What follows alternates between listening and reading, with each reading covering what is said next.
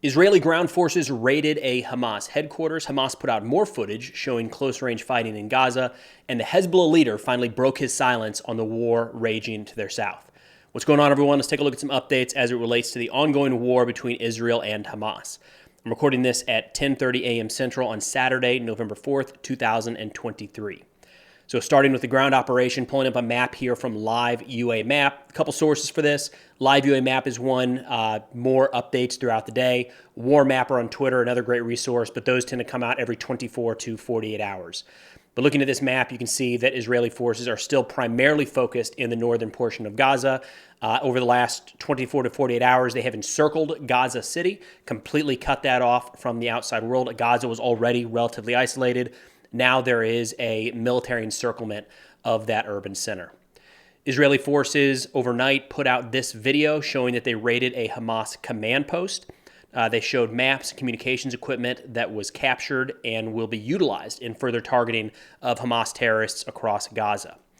They say the fighting in the north, in direct engagements with Israeli forces and Hamas fighters. They say that tanks and aircraft were used to destroy those 15 terrorists as well as multiple enemy positions. Shifting further south, Israeli forces have continued to push forward there. They announced that engineering and armored units have moved forward, clearing maneuver lanes, and in the process, identified a Hamas tunnel that was subsequently destroyed. Now, shifting over to the Hamas side of the situation here, they continue to release more and more footage. As Israeli forces move into Gaza, we're seeing more and more videos and pictures and statements being released by Hamas showing the intensity of the fighting.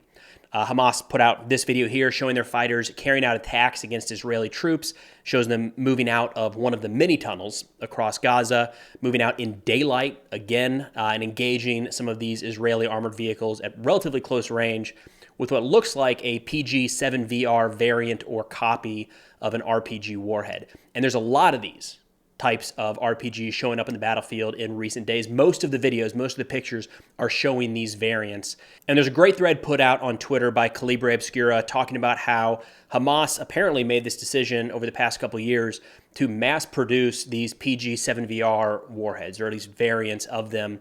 They come with a pretty significant anti-armor capability, and by focusing on this one type of warhead versus multiple, we're seeing these in a lot of pictures and videos that Hamas is releasing. They're able to use these not just fired from RPGs, but also, as we've seen in recent videos, as static IEDs that can be placed on or nearby Israeli armored vehicles. On that note, Hamas also put out this video, kind of a training animation of sorts, showing how to use these types of IEDs to destroy Israeli tanks. Now, another note called out by Calibre Obscura in that thread that I thought was worth talking about is we really haven't seen many IEDs, anti-tank guided missiles, or really anything larger than an RPK so far, which is interesting because Hamas certainly has those capabilities. We've seen some drones, lots of RPGs, some of these kind of modified RPGs to be used as IEDs, but he thinks, and I think this is likely, that some of those more advanced capabilities, more lethal capabilities, might be being held in reserve for as Israeli forces move closer into the Gaza urban center. Additionally, overnight, Hamas called on Netanyahu to release the actual Israeli casualty figures, suggesting that that data might be suppressed at this point. What we've seen over the last couple days is probably in the 18 to 25 range of total Israelis killed so far since the ground operation kicked off in Gaza. Hamas seems to be suggesting that number is significantly higher. They say, quote, they, talking about their fighters, succeeded in destroying some of the enemy tanks, stopping their advance and inflicting heavy losses on the ranks of the enemy soldiers and officers. I call on the enemy leadership to reveal the truth about its losses in terms of deaths and injuries, and to reveal to the Israelis the truth about the impasse into which Netanyahu has placed his forces in the Gaza Strip. So the casualty argument here is nothing new. It's not unique to this conflict. In any war, you're going to see both sides playing down their casualties and playing up the enemy losses. So we've seen that from Israel, talking about the number of Hamas leaders taken off of the battlefield, the number of terrorists killed in these individual strikes. And then the Hamas statements, they're not talking about their losses. They're talking about the number of Israelis they're killed. So this is just as to be expected as the war rages on. Now, there's a pretty major event in Beirut, Lebanon yesterday. Hassan Nasrallah, the leader of Hezbollah, finally broke his silence and weighed in on the ongoing war between Israel and Hamas. My favorite reaction was this one on Twitter. Look, overall, it was pretty underwhelming. The general summary is Israel bad, America worse, we stand with Palestinian people. There you have it. Like nothing groundbreaking during this speech, despite all of the hype ahead of time. But there were a few things he brought up that I thought were worth diving into. For one, he said that Hezbollah had no idea of the October 7th attack that Hamas carried out in Israel. Now, this isn't their trying to distance from it. I mean, throughout this speech, he talked about how it was a great operation and Hamas did a wonderful job and they're fully in support of everything Hamas is doing. They're not trying to distance Hezbollah from what Hamas is doing. They're just raising up, hey, we didn't actually know this was going to take place, which kind of checks out. If you look back to the immediate days after October 7th, Hezbollah looks like they were caught flat-footed and didn't react and weren't able to take advantage of some of the chaos in Israel as they were cleaning up some of that fighting in the south. He went on to talk about Iran's involvement here, saying that Iran supports the resistance movements, but it does not exercise any guardianship at all, which, look, I think he's veering too far in one direction. We've gone a little far, in my opinion, kind of suggesting that every one of these Iranian-backed militias is just going to do whatever Iran says at any point. And that's clearly not the case, right? Like Hezbollah is going to want to do what's in Hezbollah's best interest. Hamas is going to want to do what's in Hamas's best interest. But they're not independent actors, not by a long shot. Like, and it's not unique to the Iranian relationship with these groups. That's just international relations and how relationships work between actors on the world stage. No group that has a lot of financial and military funding and resourcing from a certain nation is totally independent of what that nation says and does, right? And Hezbollah and Hamas are no different here. Now, this one was a little interesting. I haven't really seen this argument put forward at all. But he said that the world will discover that most of those who claim to be civilians killed by Palestinians were killed by the Israeli army, which was acting with anger and madness. I genuinely have not seen that argument put forward. So what he's saying is that the October 7th attacks into Israel, the majority of the Israelis killed were killed by Israeli forces.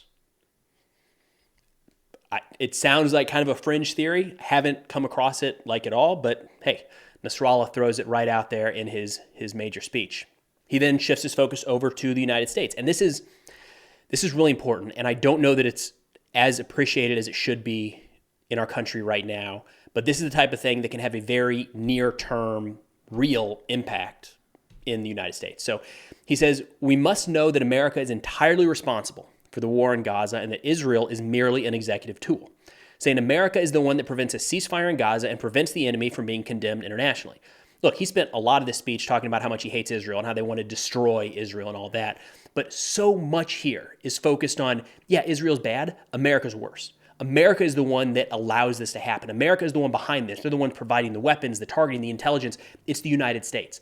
This is how what looks like a small conflict, all things considered, in Gaza, halfway around the world, results in direct terrorist attacks on American targets, either here in the United States or abroad. People see this. They don't like what's going on in Gaza. They take it out on American targets. That is a very realistic move for jihadis all around the world. Now, kind of the big expectation from Nasrallah's speech was, what's he going to do? And what's he going to call on other people to do? And he kind of started to lean in that direction. They just kind of fell flat, if you ask me. He says, the responsibility lies with everyone in the whole world, and the Arab and Islamic communities must stop the aggression against Gaza. Arab and Islamic governments must work for a ceasefire and sever diplomatic relations with Israel. So this, is he going to call for an all-out war? Are they going to invade Israel from the north? No, he's going to say more countries should call for a ceasefire and sever diplomatic relations. Not a lot of teeth to that. And he caught quite a bit of backlash for kind of going soft, I think is the way to put that. And then in terms of what Hezbollah is doing or could do going forward, Nasrallah said that Hezbollah began military operations from the second day, and we did not know anything about the Al-Aqsa flood operation, the October 7th push from Hamas into Israel. He said the resistance targets all Zionist sites along the border with Lebanon on a daily basis, adding all possibilities on the Lebanon front are open, and all options are on the table, and we can go to them at any time. So it's true, there have been skirmishes, for lack of a better term, on the northern border between Lebanon and Israel. Hezbollah is regularly launching anti-tank guided missiles, rockets, mortars, things like that. Israel is responding with artillery, drone, and airstrikes, killing quite a few Hezbollah fighters. Hezbollah has lost a lot more people up north than Israel has at this point. It's not close. So again, Nasrallah's big speech here about what Hezbollah is going to do to protect the Palestinian people and kick off potentially a northern front of the war, he just kind of says, yeah, we're going to keep targeting, Israeli locations on the border. Take it from there. So I wouldn't take that speech and just write off Hezbollah entirely. They still pose a very significant threat to Israel in the north, but they seem skittish, a little hesitant to get overly involved here. And it could be a handful of reasons. It could be that their military is not as strong as they presented it to be in the past. They could be nervous about some of the Israeli capabilities in the north. Maybe they're getting some information from Iran about, hey, don't get too far involved in this quite yet, or they could be nervous about some of the U.S. assets in the region. But whatever the reason, my big takeaway from Nasrallah's speech here is that Hezbollah is not quite all in when it comes to the Israeli-Hamas war. They're still waiting to see the role they're going to play. But that's all I got for now. Of course, if interested in national security subjects, be sure to check out the sit reps I put out on Substack. Link is in the description below. 7 to 10 of the top stories each week, along with a few podcast recommendations. But thanks for watching, and I'll see y'all next time.